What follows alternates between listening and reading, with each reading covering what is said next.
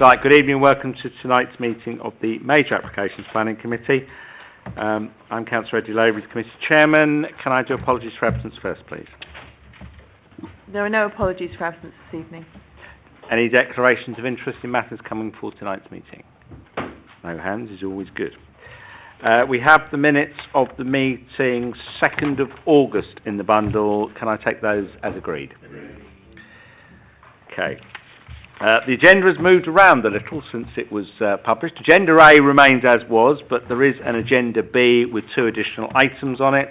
One was a late item that I agreed to accept, and the other is an item that was originally scheduled for tonight's North agenda, but has been moved because it more properly belongs on the Majors agenda. All items on the 2 agendas are in Part 1 and are in public. We have one petition item tonight, which is the first item, Sipson Quarry. And that's the only petition item. And I will go through that in a moment. If we get a fire alarm, as usual, we know it's not a test, so we're leaving. There's a short version of that. Can I ask all mobile phones to please switch off or at least to silent? For all items tonight, officers will present a report which is in addition to the written report members have already had and reviewed. On the one item with a petition, petitioners get 5 minutes to present to us.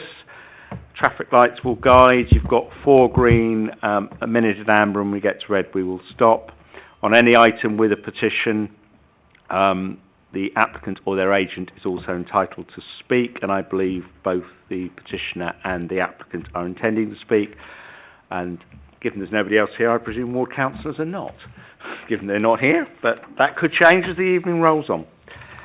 The decisions tonight, the voting members of councillors are, which I'll do it the other way. I'll go this way. Councillor Edwards, Councillor Higgins, Councillor Morgan, Councillor Stead, Councillor Yarrow, Councillor Dillon, Councillor Duncan, and Councillor Oswald. Brain always goes at some point when I do that, and it doesn't. It can go on both sides, so don't worry. It's just me. Depends on the length of the day I've had. The officer team tonight, Mamham Ranger is doing highways. Matt Kololowski is our Principal Planning Officer and is presenting.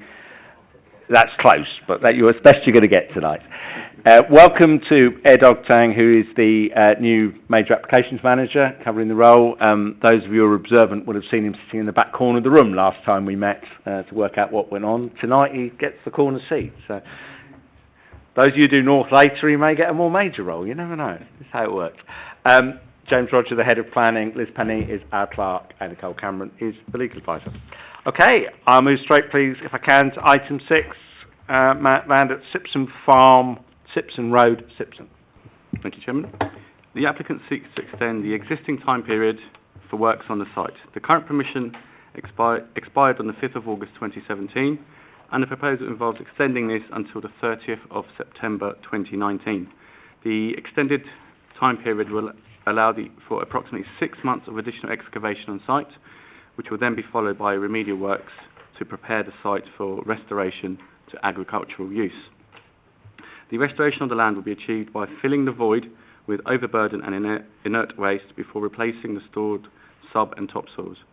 Finally, the site will be seeded for arable cropping. Final contours show a doming effect from the centre of the site, approximately 1 metre above the existing site levels, to allow for effective site drainage. The full restoration will be carried out over a 5-year period as per conditions 10 and 21 of the original approval, which have already been approved. Let me just go through the drawings for members. I'm sure you're aware with Sipson Quarry, the red outline. This map shows the red outline of the planning application, and the blue indicates other sites in the ownership of the applicant. This is a plan of the site again. This is the restoration plan, which will show you how it will look with the contours on it. Again, just another plan. If I'll show you, there's some, that's an aerial photograph of the site at present. A couple of site photos of what is on site at present. You can see the sand extraction and gravel extraction there. That's the wheel washing facility. This map here shows what has been completed, where the landfill has, where the sand and gravel extraction is taking place. And if you look to the right-hand corner, we see the fields. I've been advised that was previously land that was dug out and restored. So you can see what you can expect sort of to see in future. The proposed extension of time relates to an existing use within the Greenbelt, and as such, the principle of the use of the site for extraction of aggregates has previously been approved. So there's no objection on that in this instance. If I just move on to the addendum, you will note there that we're proposing to revise condition 33 to allow the current condition restricts current two-way heavy goods movements to 1,500 two-day movements a day, whereas we're proposing 2,000, or it's being proposed to have 2,200. And the reason for this is that the applicant has provided a detailed statement setting out the need for increasing the original limit of 1,500 in order to allow for the site to be restored within the within the extended time frame. These figures were provided to the council's highways engineer who have raised no objection to this. I would just point out that condition 32 on page 15 is a construction management plan which seeks that traffic management and access arrangements which include details of vehicles accessing trunk roads and motorways and measures in which the vehicles avoid local roads and peak hours. That has already previously been submitted in 2010 and approved, and it is understood that these current movements, the movements proposed, will operate within the previously approved parameters, so there should be no additional impact at peak hours, etc. For the reasons, apologies. For the reasons summarised, it is recommended that approval be granted. Thank you, Chairman. Okay, petitioner Christine Taylor, if you like to come up to the table, if you press the microphone on the middle. Apologies, the lights at that section of the room don't appear to be working, but we've got a chance. We could do with sorting that. That's good. We'll start the timer as you begin to speak, so just as you're ready. Okay. Well, I don't have a great deal to add to the original petition and the document that went with the petition. My particular interest is because I live in Raywood Close. The map you just showed, these houses here, I live there. So I've lived with this for a long time. You gave permission 2009. They promised then, we heard all the promises, and we in the Heathrow villages are used to broken promises. We have enough noise, pollution, dust, etc. from airport-related work, hotels, all manner of things we have building there. We were promised in 2009 it would take 5 years. They gave you detailed figures of how quickly they could extract the amount, put it back, make it fine. They couldn't do that, so they asked again in 2014. Could they have a bit longer? Now they're asking for another 2 years. I went there at 4 o'clock today. Nothing's happening on the site. The plant is not being used. There are trucks and things not being used. Yet when it is used, I see in their own figures, 281 HGV movements on average a day was recorded in 2014. They're now asking, could they have more truck movements? It's staggering, really. You know, people are talking about the impact on the roads around. These trucks cut across Sipson Lane, for example. That is the main route for people from the village I live in, Harlington, to Sipson, and for their transport links. They have to position a man. They don't put traffic lights on. They have put traffic lights on Harminsworth Lane for gravel extraction due to an accident. There isn't any traffic light there, so they employ one man to sit on a piece of concrete and just check that the driver actually spots any vehicles crossing along there. That's a road that's used for the school. William Byrd School's at one end, Heathrow School at the other end of it. And I think a line has to be drawn with developers like this. This isn't the first, as it was pointed out. They have gravel extracted every other field round here. We've had years of this, and they keep coming to planning and saying, can we have another couple of years, another couple of years? I don't believe there'll be a guarantee that this will be finished in 2019. If they wanted to have this finished, they would have done. We have work starting at 7. They're permitted to work until 6 p.m, but they don't. In 2009, they didn't continue extracting gravel when they could have done because the price wasn't right.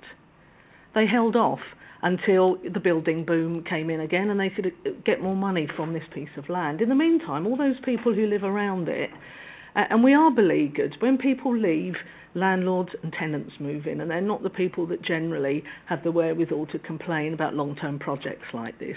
But I think people living in Raywood Close, my houses, for example, we pay an enhanced council tax. I pay band E, whereas most 3-bedroom properties round here in Hayes are bound D. When I complained about that and asked what was the reason for that, it's because I have a field behind my house. There was nothing about, if you have a field, you will have motorbikes zooming round here, you will have all manner of things, including gravel extraction for the next decade or more, who knows. If you can give me a guarantee and there is some sort of compensation should that guarantee not be met, maybe the residents might actually believe some of the stuff that comes in here, but none of this comes with a guarantee. It comes with, can we have X number of movements, can we extract more? We promise to put it back like it was before, but there's nothing to back up those promises, unless something is put in place that somehow tells us that 2019 will be so costly to them if they break that. I don't see that we are doing anything to benefit residents here, because they get all the profit, we get all the pain. And I think people living in this area have just about had enough of it. Streeters is infamous in our area. They will extract gravel from any space we've got and say they'll put it back. But if you have a look at that site, as I did today, it looks like a moonscape. We don't know what's being deposited in it, and we live on the boundary of it.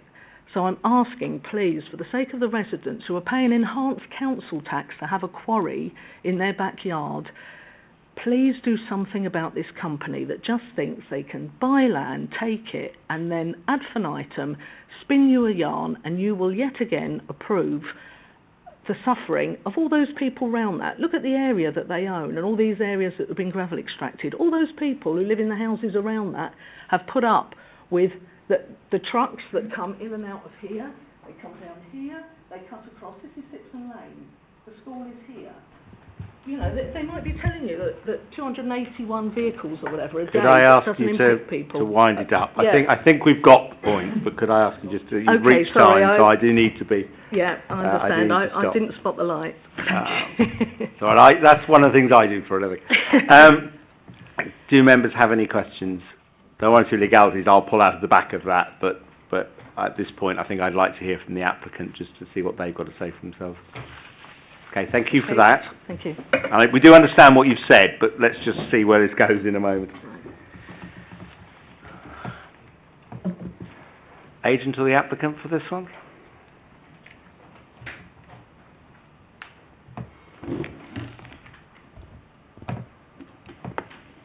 Good evening. Thank you for the opportunity to speak in support of the application, which I should clarify is the Harleyford Aggregates, a completely different operator to Streeters. They've taken over the operation of the quarry from Streeters, which in fact is one of the main reasons why there's been a delay in the completion of the works on site, in as much as there's been obviously a downturn in the amount of work being done whilst the handover was being done. Harleyfords have very carefully considered what level of material is left for extraction, what amount of work is required for landfill. We've come in with a minimum amount of time we think we need, the maximum amount of time we think we need to do that. We've allowed for a 2-month flexibility at the end, but all of the work should be done by summer of 2019, with some flexibility left at the end of September.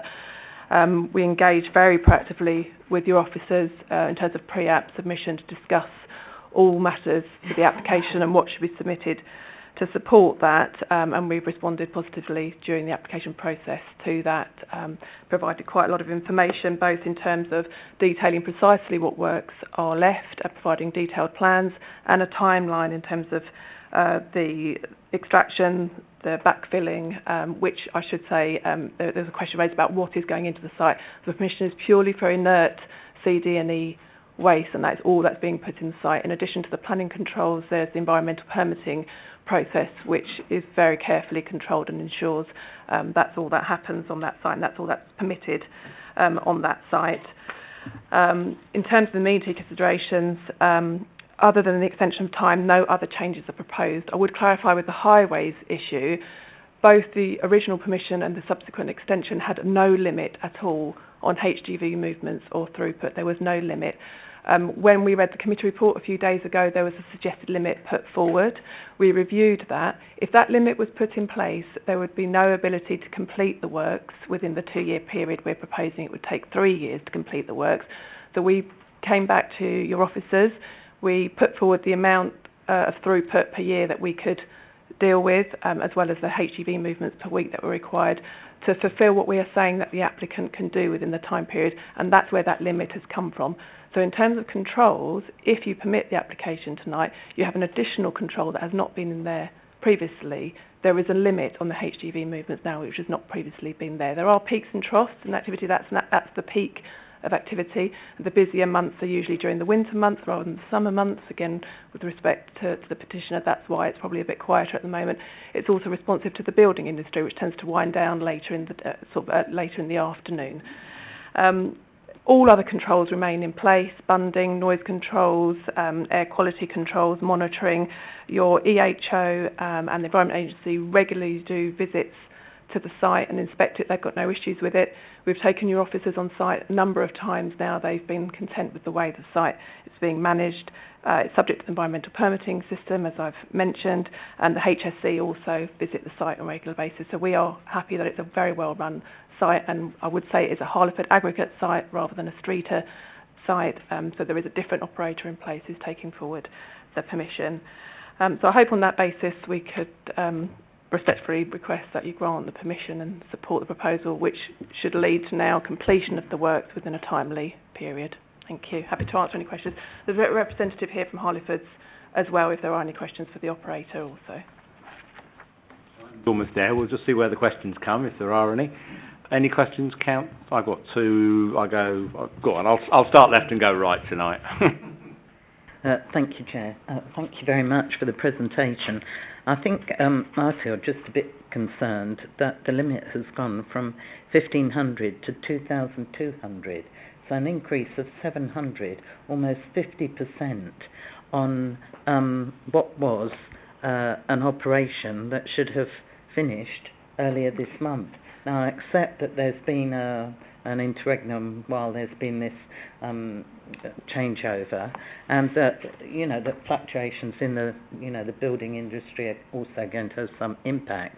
But that's an absolutely huge increase. Almost 50% increase.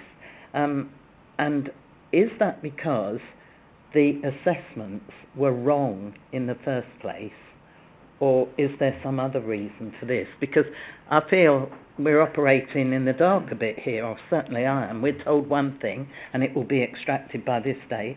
Suddenly it's requiring a longer term with 50% increase in HGVs, and HGVs are the prime cause of pollution, and this is not an area of good air quality, and here we're making it worse by 50% on what already is generated. So I have some concerns in those areas, if it's possible to answer any of those concerns. Yeah, sorry, what I was trying to clarify is, at the moment there is no limit at all. That condition is a new condition that's proposed, and in the committee report those figures were suggested by the highways officer, and we've reviewed them. So at the moment, the way the site's operated since 2009, there is no limit on HGV movements at all. Your highways officer, I believe, suggested that perhaps a limit should be imposed. We reviewed that limit. If you want the site restored within the 2-year period that we're suggesting, that's what is required. But the site could operate and does operate to that level at the moment. We went through some quite detailed numbers with your officers, and what we're saying, to give an example, so that is very much a peak. That number is very much a peak. That's absolute maximum that would happen. It would happen for some part of the year, but not for others. At other times of the year, it would be much, much lower than that. So to give you give you an example. In terms of landfill loads alone, at the moment they're averaging 20 loads a day, which corresponds to 40 HGV movements a day, and that's 220 movements a week based on a 5.5 day week. By comparison, in January, which the winter months, as I mentioned before, are the busier months, they were importing 180 loads a day, equating to 360 movements a day, which is 1,980 movements a week. And to that you add the extraction going out, which is, there's only 6 months left of that in any event. There's a maximum probably of 200 movements a week for that, which takes us to the figure we suggested to your high-vis officer of a maximum of 2,180 movements per week. They've rounded it up to 2,200. That is the peak. At the moment, we're not doing even a quarter of that, but at peak periods we will be doing a period of that. So that's where it comes from. But just to clarify, there is no limit at the moment. Okay, I think the point, I think that's where the confusion is. It isn't in the report. That came from our officers, not from the applicant. The applicant has actually come back with a correction. So I would probably argue the other way, that at the moment they could, as was the old permission, they could carry on and do what they want. We've now got a control on the upper end of it. So does that make sense? Yeah, I just had another question. Yep. Okay. I just wanted to ask about this raising in height, so that it's mounded 1 metre in height. So it's going up in a gradual sort of mounding, yeah, in order to improve drainage. That's correct. Do we know what effect that's going to have? Because it looks as if it drains down very nicely towards residential areas, I think to say. That is I can see that you've only got responsibility for your site, but we also have to consider the impacts, on... Yeah, no, happy to clarify on that. We're not proposing any changes to what's already been approved. That was a plan and a proposal that was quite carefully scrutinised at the time the original application came in and through discharge of conditions later, as I believe it originated from the Environment Agency and flood risk considerations at the time. So in terms of drainage, ditches and everything else that feed into that, that was all approved, and that is to be built out to an approved scheme. Thank you. Councillor Higgins? Yeah, just for the Democratic Services, can you give us your name? You didn't give us your name. Yeah. So I've got it. We have. Yeah. I've already got it. So Yeah. that's the reason I didn't ask. Are we okay? There was the other thing about, obviously the petitioner did mention about this man sitting on a concrete block directing traffic. I mean, Yeah. obviously, So, I and don't know if that's been discussed with officers or not, but... It hasn't. Obviously, the original highways assessment didn't require any kind of facility at that stage. That's an addition that the operator has put in place for safety reasons. The Sipson lane isn't used. They aren't allowed to. They cross over, and there are routing agreements for HGV movements which are quite strictly imposed by the operator. I don't know if the operator wants to... No, I think I'll curtain that one there, because with the danger in a minute, we're straying into stuff that's effectively already been signed off. Absolutely. And we can agree or disagree with your request to extend this in a moment, but if it's already been signed and agreed, it's signed and agreed, and we're bound by that. It's material. No, I'm clear on that. I think that does. Yes. Thank you very much for your presentation. Oh, sorry. Sorry, Councillor Garrett. Sorry, I missed you. Thank you, Chairman. It's just a play on words, and I heard you say at the end, it should lead to a satisfactory completion by 2019. Could we not have it will lead to a completion by 2019? The operator are committed to doing that. Apologies if my wording suggested otherwise. We've looked at it very carefully. The 2 years is what is needed for it. Okay. We'll take that in a moment. I think that does us. Thank you. Thank you. James, did you have some clarifications you wanted to add, or are you okay? It was just something that may help, following the comments from the petitioner, may help the committee. There was an application a couple of years ago concerning a extension of time for a development in the Greenbelt, and what committee decided on that is they added an informative that was delegated from memory to me to work on with the legal officer, basically explaining why the council wouldn't support further extensions of time. And the committee justified that because it was in the Greenbelt. And obviously this development is also in the Greenbelt, and the petitioner has articulately expressed their concern that there could be, if I may paraphrase something I think that came out of the presentation, that a fear that it may come back again. Well, subject to committee agreeing,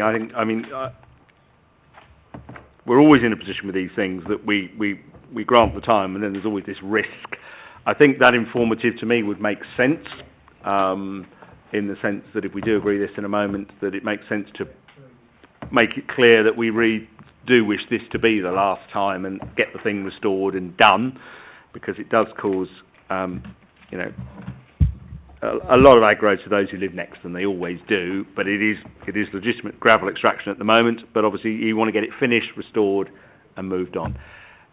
I'll open that one for debate with that commentary. Councillor Higgins, Councillor Edwards, Councillor Oswald. I'll go in that order. You might tell me off here, but can officers explain to me that the vehicles are not allowed to go down Simpson Road? Is that correct? So what do we? There is an agreed traffic management plan already. So what do we have in place? Because obviously, maybe I heard wrong, but I thought the petitioner said that they are straying down that road. So can we just have some clarification? No, I can't. No. But no. We have all the controls in place through conditions. So matters concerning dust, there are conditions covering that, the vehicle movements. So it's actually an enforcement issue. So if people believe that the current traffic plans are not being adhered to, that should be reported to the council because it becomes an enforcement matter. It's not a matter for us at this point because the appropriate controls exist. If they're not being observed by the operator, and this is a new operator, but if they're not going to be observed by the operator, that becomes an issue for enforcement consideration. And because that would also wind up before us at some point in our lives. Which means, in plain English, that if residents would notice these vehicles, they should report. Exactly, that's exactly what I'm saying. But it's not something we can deal with here and now. Councillor Edwards? Thank you. It was very helpful to hear from the applicant and also for clarification that the present permission has no limit on the number of lorries. Therefore, the HGV movement limit is a step forward. It seems a very high number, and I would be concerned if that was the number that was happening every day, but we've clearly heard that that isn't going to be the case, and we would very soon breach the extraction limit of the 3,500 tonnes if it were to be. It seems as though there are controls in place. I welcome very much the informative to say, look, we have bent over backwards and extended yet again. Not only is this green belt, there is the amenity issue to residents, and there's also the air quality issue. This number of HGVs in an area of low air quality, the suffering that this is imposing on residents needs to come to an end. And I think that informative, strongly put in there, would be helpful. With that in mind, I am happy to propose that we go with the officer's recommendation. I'll just hear from Councillor Oswald before I second that. All my concerns, Chairman, and thank you very much, have been answered. Oh, thank you. Somebody wish to second then? All right, thank you, Councillor. Oh, I saw Councillor Higgins first. All those in favour of approval, please clearly show. Thank you, that one's approved. I now move on to Hillingdon Cycle Circuit, Minette Country Park, Springfield Road, Hayes, item 7. No further. Thank you, Chairman. The proposal seeks to create a 250-metre outdoor cycling track within the existing 1.5-kilometre road cycling circuit within the northern section of Minette Country Park. Apologies, I'm on the wrong slide. I thought we were still on the quarry. I didn't think we'd got to where we needed to be. I'll just show. So it's the interesting side. Within that red line, which is part of the existing cycling track. I will just see if there's a better plan. You can actually see it on the left-hand side.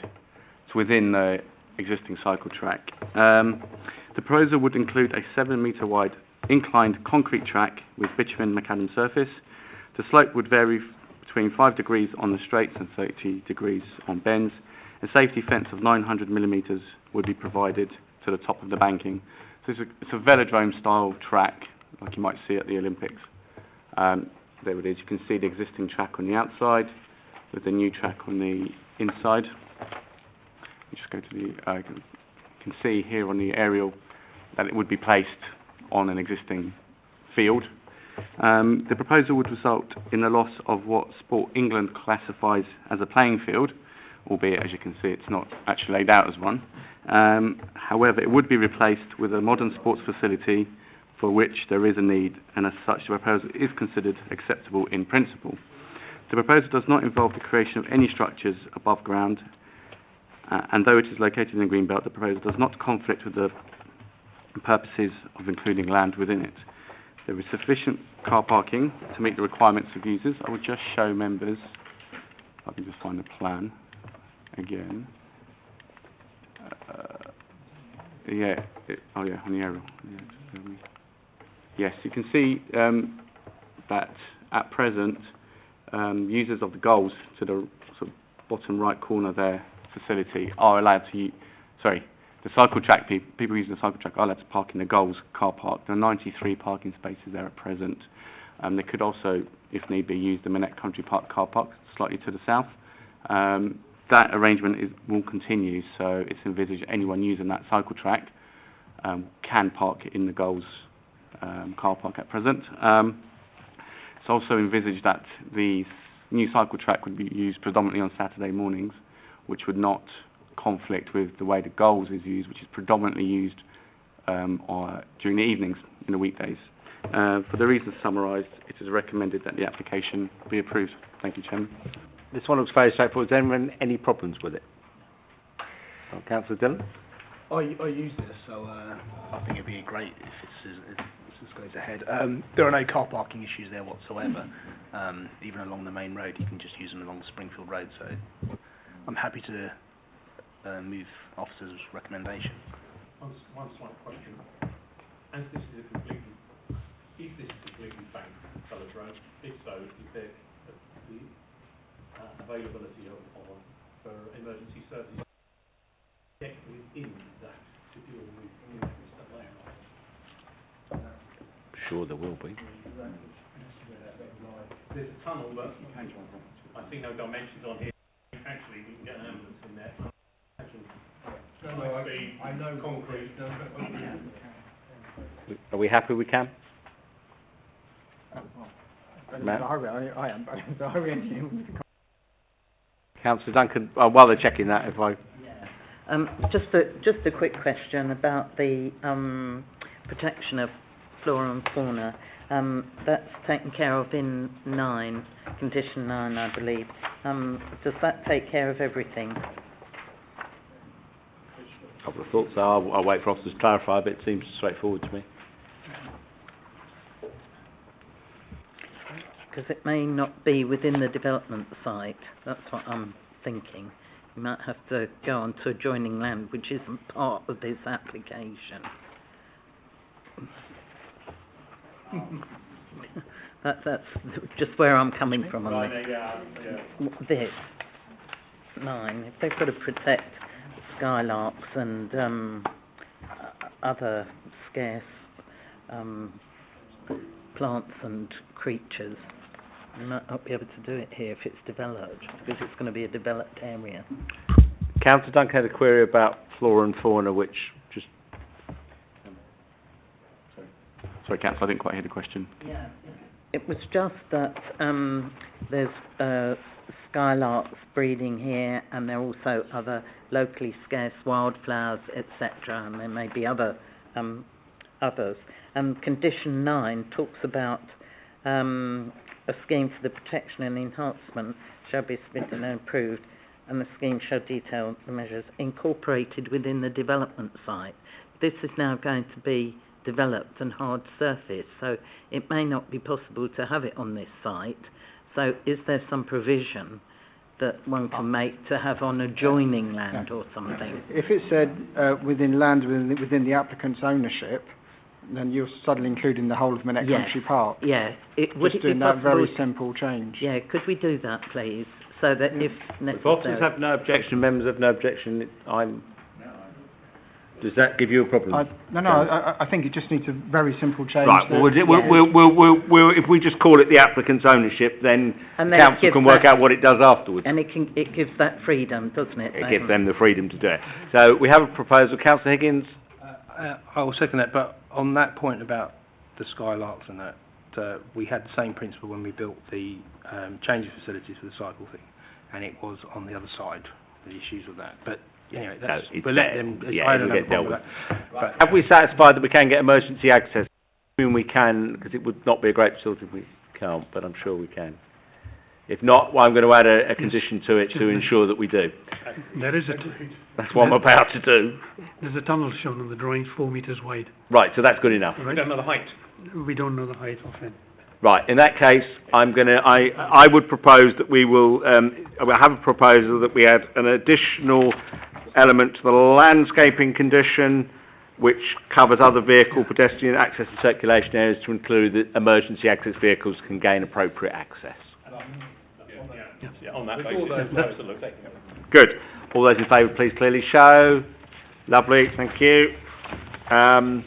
Onslow Mills, Trout Road, Yearsley, item 8, Matt, please, when you're ready.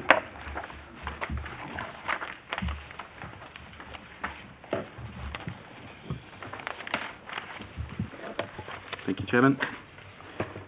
This application seeks permission to erect a 4-storey building with semi-basement parking comprising 24 residential units in a 4-storey building involved in demolition of the existing industrial buildings. Just take members through see the site outlined in red.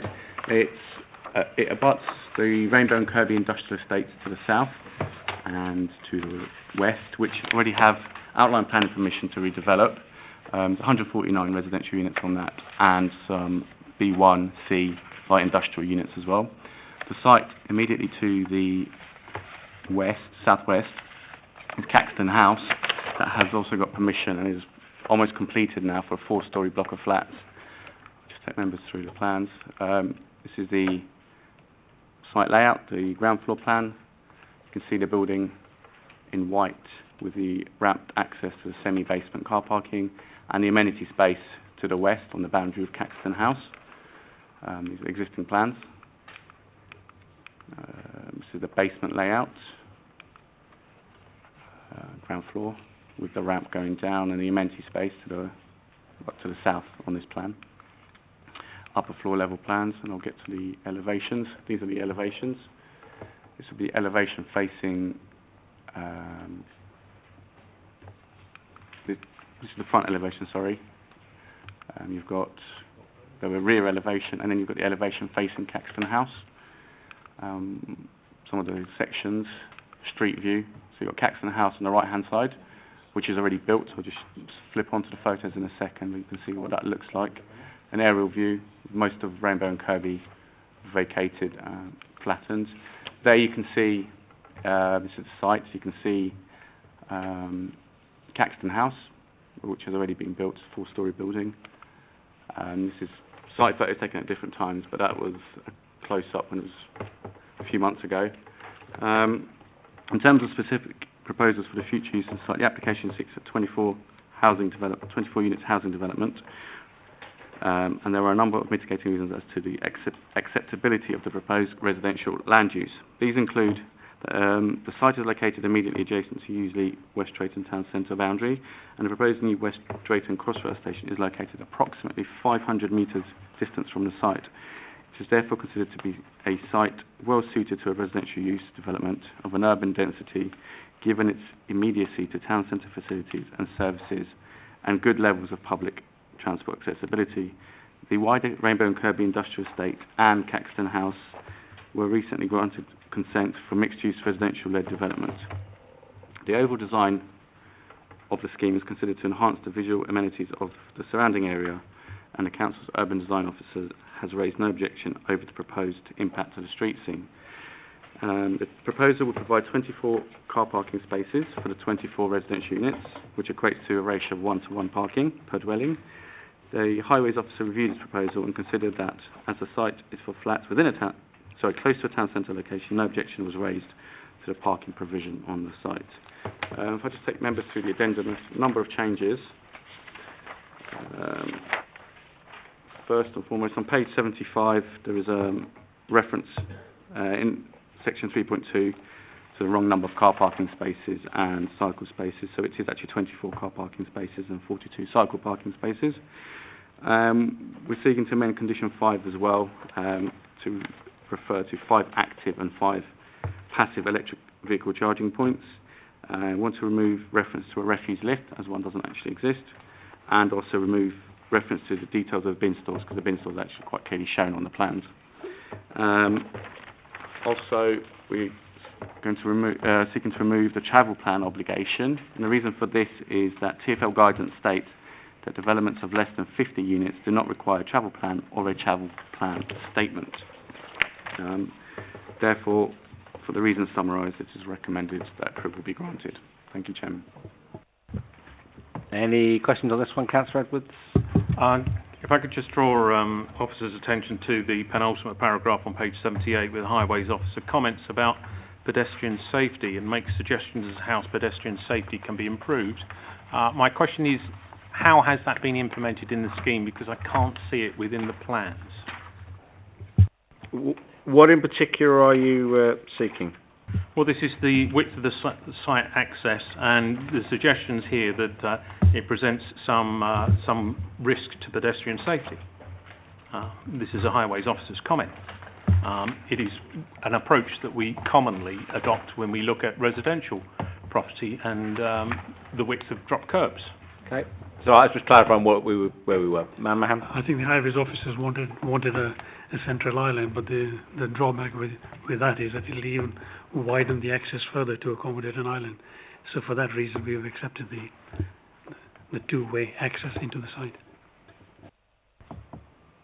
So it appears it has been considered and rejected on the basis it creates a worse situation with it. And what about the entry treatment to provide a path for pedestrians flush to the footway? Well, in second sentence it says either or. Have they both been discounted? Which page are we on?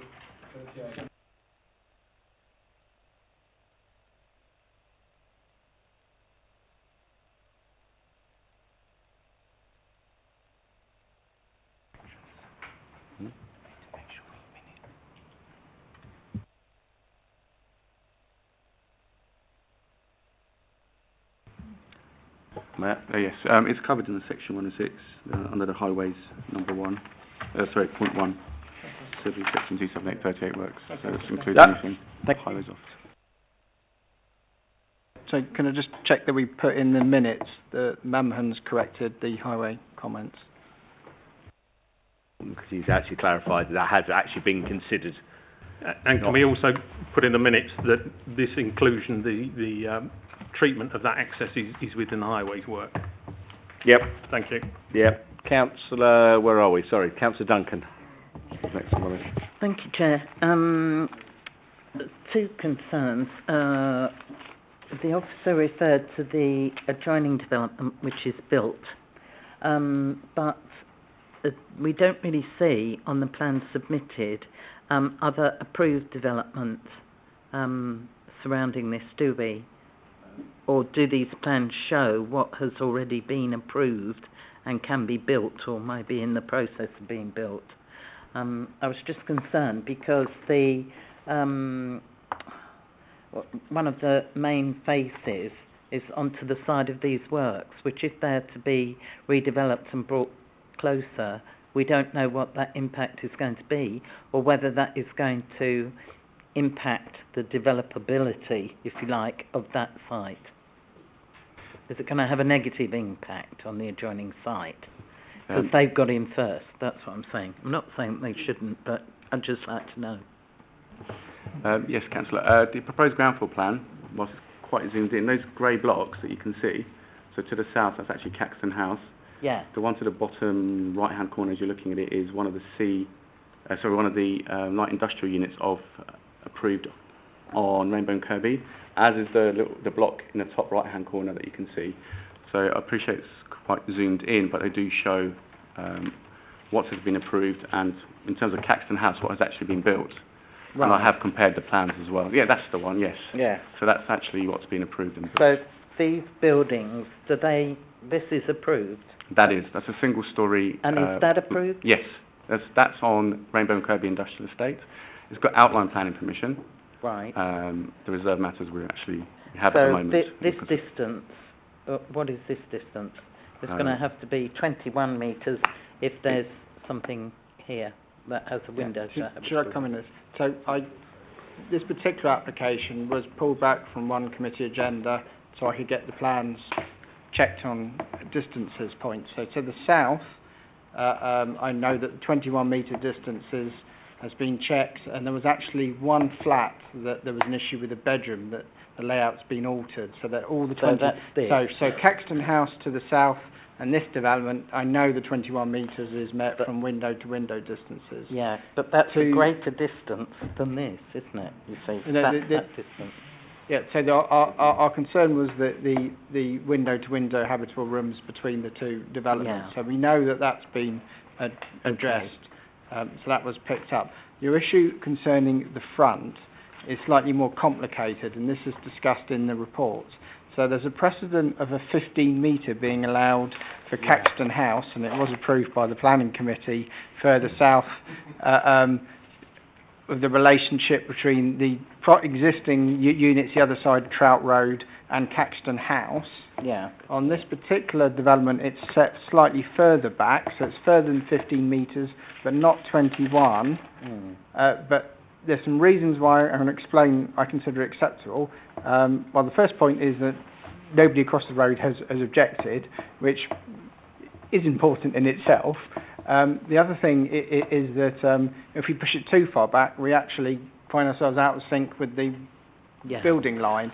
So effectively a compromise has been made that we've definitely the 15 metres is exceeded, but that we think that because it's a road relationship rather than a sort of back garden to amenity space relationship where we are very strict, we think it's acceptable in this case. Thank you. I do appreciate that. I wasn't so concerned about this because, as you say, this gives on to a public highway, so people walking along here can look into windows, if you like, and if people's windows are open, you know, can hear whatever's happening there. It was this relationship here, which is, this distance is less than that. So if there was residential... No, they're light industrial, those two blocks to the north. I know, but if they are to be redeveloped... No, but there's an outline planning permission that's absolutely clear that they are light industrial. And so if they made an application to change that, then they would have to comply with 21. Yeah. So hopefully, right. Yeah. Thank you very much for clarifying that. The other thing is, as we know, on some developments, because parking, particularly in this area, is so very valuable, parking is being provided in some schemes, but then being priced out for people who are moving in. So I see we say that there should be a parking allocation scheme and all the rest of it, but does that overcome the problem that there is when developers will charge for you to have your parking space in this scheme and will not allow you to add it to your mortgage and things like that, which has caused, well, quite major problems on some developments. Yeah, thank you. Well, I don't think we can control, and unless the legal officer tells, then we cannot control what the developer charges for a price of a flat with the parking space, because pricing's outside our... But it clearly says they've got to be allocated and maintained for the use of the flats. So they can't be sold off in any other way, which I think is normally the issue we're concerned about. So we can't go any further than that, can we? No, the condition's very clear. It has to be allocated for the use of the units.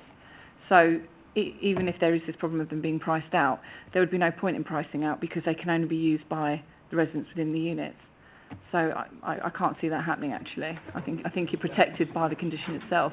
Yeah, it is a problem, and I do see that it's a very difficult matter for us to ensure. We're trying to ensure that there is adequate parking, and some developers are saying, look, we're charging $16,000 for the space, you can't add it to your mortgage, and what can we do about that? We can't interfere in that. That's a marketing matter. That's a commercial decision. But it then leads to a lot of on-street parking from people who can't afford it unless it is added to their mortgage, and it, you know, and causes additional parking pressure in the area. Councillor Dillon? Therefore, would it be possible to change it, allocated for the use of each unit in accordance with the approved scheme? Would that be better wording?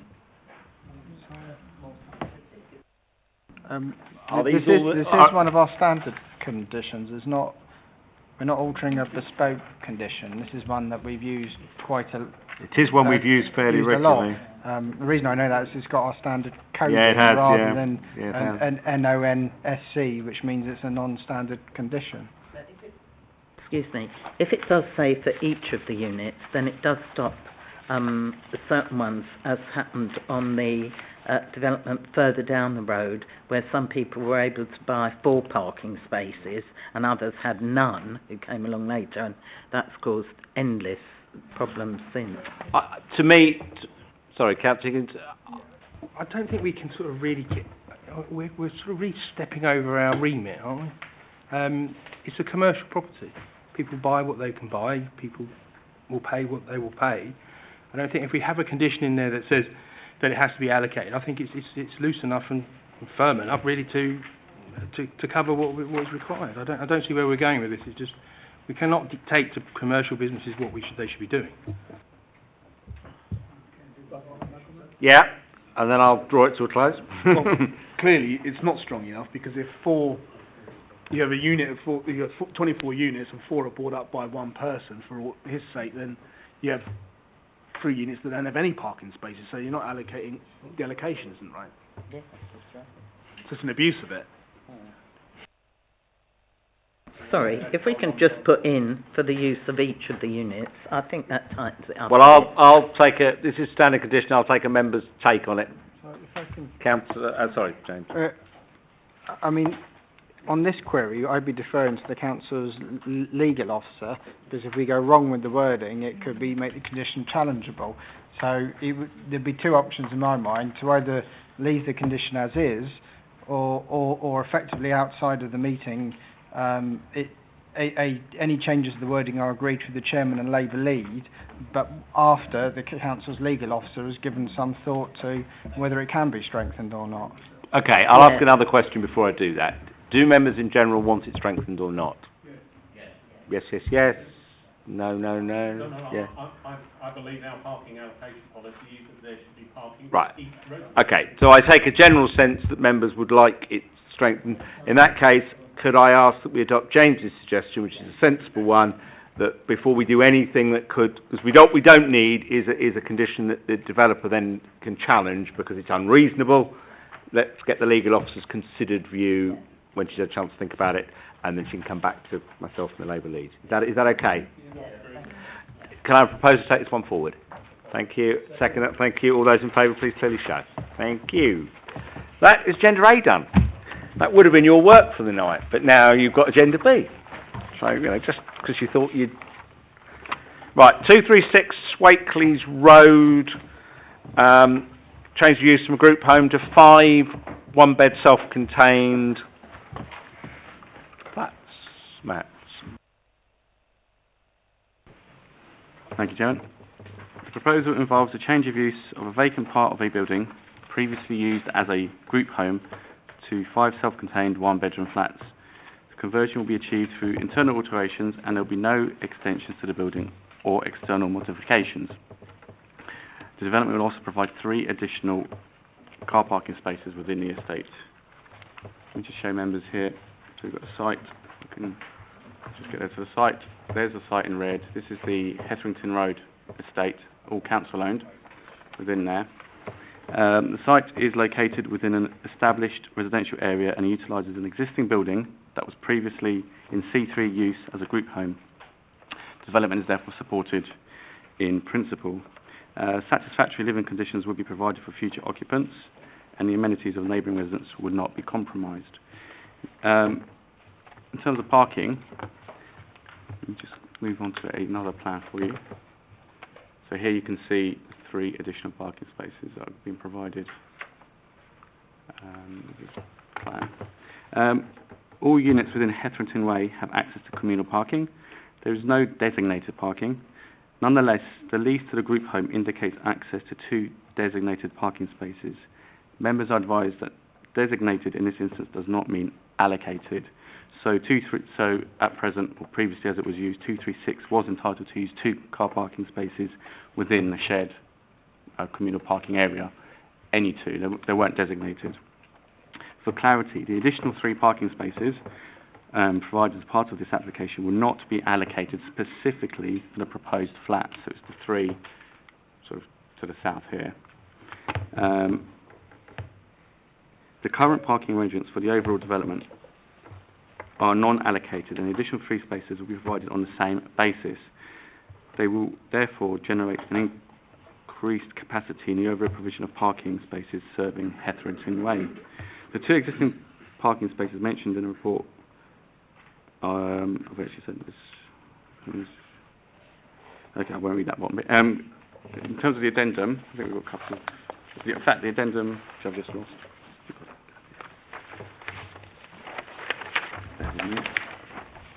There are a couple of items in the addendum. Yes. The addendum clarifies the parking stuff, which is, and the comments also, in the residence section. Thank you. Thank you very much for saving me. For the reasons summarised, it is recommended that approval be granted. Thank you, Chairman. Any queries on this one? I think the use is fairly straightforward. Effectively, there's 3 additional parking spaces being created on the road. If I could put a summary of that very quickly together. Have you got any queries or questions, or can I move it? I'll move it. Thank you. Somebody second for me? Thank you. All those in favour, please clearly show. Thank you. And Councillor Higgins, you're abstaining, yes? Good, thank you. That one's approved. I now move on to Bridge House. I'll issue some clarity on this one in a moment as the legal officer, I'm sure, because this is a prior approval application, so it's like our powers are very constrained tonight. James, I think you are you? Yeah, I'm going to talk you through this. You're going to talk us through this. So, this proposal is a prior approval for 3 existing office buildings. Bridge House, which members have dealt with previously, this major applications committee, and that was a enlargement of the existing Rank Xerox office premises. But this proposal also includes Riverview House and Waterside House, which are the buildings to the rear of Bridge House, on what is effectively a tantamount to an island site of Oxford Road. So 2 sides of the site are subdivided by the river and the Grand Union Canal. The proposal is to convert these 3 buildings to 239 units, 15 studios and 224 one-beds, and to provide 359 off-street parking spaces. Now, given this is only studios and one-beds, I don't think there can be any doubt that sufficient parking is being provided, given the level of parking being provided. If I can at this point refer members to the addendum and the legal officer's comments. So this is a prior approval application where effectively the council can only consider limited matters only take limited matters into account when determining the prior approval application. And in relation to the GDPO, these are the transport and highway impacts of the development, and that's the main issue here. Contamination risks on site. I will very succinctly say that there is not an issue, nonetheless a condition, a safeguarded condition as part of the recommendation. Flooding risks, again, there is not considered to be an issue that in this regard, and there are detailed internal consultee comments in that regard. And impacts on noise, again, that's not a problem in itself, not least because it's a bit of an island site, but again, there's an additional condition to provide further safeguarding in that regard. So, in effect, the prior approval regime means members have got one arm tied behind their back on this. And if I may also highlight, I think you may arguably have 2 arms tied behind your back, because members will be familiar that if it's possible in dealing with a planning application to address any concerns through conditions or planning obligations, the correct technical approach is to go down that path rather than to refuse planning permission. And members will note in regard to the highways issues, which are undoubtedly the key matter to consider with this prior approval, there's a quite comprehensive Section 106 agreement proposed, and this includes a contribution of up to 500,000 which would relate to works identified through a transport appraisal and modelling that the developer would need to come out, as well as a public realm contribution that would sweep up pedestrian and cycle issues, and that those would be up to, dependent on the highways modelling, 820,000 to 500,000. So it's a substantial contribution, and the highway officer has set out in detail why he considers that these contributions would completely address any concerns on the highway matters. And I'm conscious that members may be slightly worried that this is a very big prior approval development and that the council is looking to bring in an Article 4 direction. But until that Article 4 comes into play, we can't bring into account any matters related to the council's position in terms of wishing to protect employment land. So if this application were coming forward in 3 months' time, it would be a completely different situation. It was, I must say, slightly inevitable that we would get a proposal somewhere or other ahead of the Article 4 direction coming in. This is that proposal, but for the reasons set out, officers don't think there's any reasons that we could refuse permission, and there is a substantial Section 106 package. Can I just ask one question, just to clarify wording, to make sure we are right? It says recommendation, delegated powers given the head of planning improvement to confirm that prior approval is not required, subject to. Is that the right wording? It just seems bizarre, but... Yes, the way the legislation is set out. Sorry, there was one other point regarding the addendum. So there are some housekeeping matters, but the important point I should add is that an additional head of term A3. So we believe there's 550 parking spaces on site. And I did make a deliberate point of saying that I think 359 spaces is certainly enough spaces to cover the potential parking vision of the units being proposed, but that does leave almost 200 additional spaces. Now, the transport appraisal and the highway engineer's comments are based on 359 parking spaces and the highway impacts that follow from that. So it's quite important, in my view, that we have a further third head of term that effectively means that there can only be 359 parking spaces on site. So effectively that obligation would require almost 200 spaces to be brought out of use if the development comes into operation. I'm quite happy to clarify that further if members have any particular Thank you, James. queries. Any comments on this one, bearing in mind you are constrained as to what you can look at?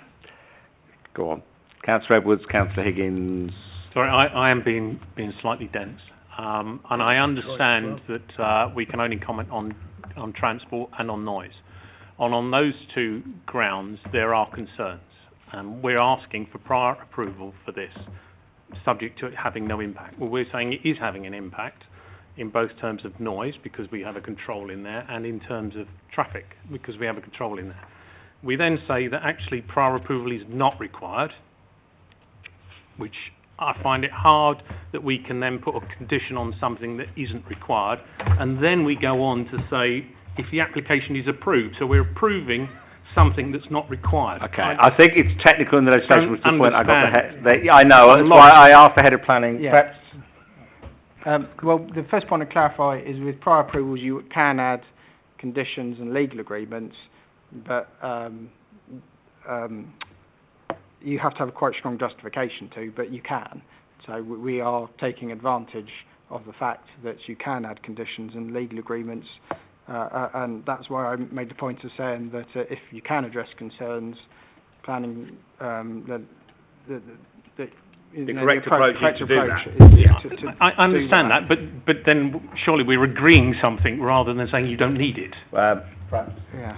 It is rather confusing. It's jargon. It forms sort of a two-stage test. If you decide that prior approval isn't required, you can make that finding, but you can also make a finding that prior approval is required, and it can be unconditional or it can be conditional, and it can be with planning obligations. So the recommendation says that it's not required, and I understand your confusion because I actually had the same conversation with a colleague today. But what you'll be finding today is that prior approval is required, and that it's conditional, and the conditions are in there, and the planning obligations are required. So I think the recommendation could be changed because prior approval is required, but it's conditional upon that. It makes sense. Does that make sense? Yeah. It makes sense to me. I can see. It's a technicality, but does it? We've looked into this. It's not clear. The term is used in different classes. So when you're looking at, say, Class M, it may be that you don't require planning permission, but with Class O, it's one of the three. Okay. Can I just? I didn't personally check this, but an officer checked it, and that's why us three are all saying we think it's. Well, okay. Correct. But, I'm going to hold. If you could delegate, we do have a week after committee to. Right. I'm going to. Yeah. That's a technicality. I would view. The principle for me is that we seem not to be able to say no, subject to these things happening, and it's finding the right form of words. Well, what I'm going to suggest is that we delegate that out, because we can't argue that tonight, and it sounds like the legal officers and the planning officers have different view. And if we're getting to that position, it's beyond us to work. No, we'll work it outside, because it's not. We're not going to work it in here. Anybody else got anything? Councillor Higgins. Yes. I know. James said. Mr. Rogers said to us before that if it was a couple of weeks later, it would be a different type of animal. Can you explain what that would mean? Yeah. So we have to deal with this within 56 days, otherwise they get an automatic approval. I won't give the technical jargon because it gets even more confusing. So if somebody less than 56 days before Article 4 becomes operational puts in a prior approval, we could then, on the day the Article 4 direction comes into play, refuse their prior approval. But that doesn't apply here, because it's already this prior approval was being put in a good 6-7 weeks ago. It's shortly going to expire, has to be dealt with by the committee tonight, and we're nowhere near on November 22nd, which is the key date when the Article 4, on the assumption that full council on the 7th September, which is the intention at the moment, ratifies that 22nd of November the Article 4 direction commences. We're still a couple of months off, so in other words, we can't. Stuck. It's a short answer, Councillor Morgan, then I'll take three more, but can we keep them tight, because we are now in overrun? Thank you very much, Mr. Chairman. I just got a question, just looking at what it says about the parking. It's actually quite detailed, except that there's nothing there about charging points or recharging points at all. It says we've got I think the officer's indicating to me that nothing we can do.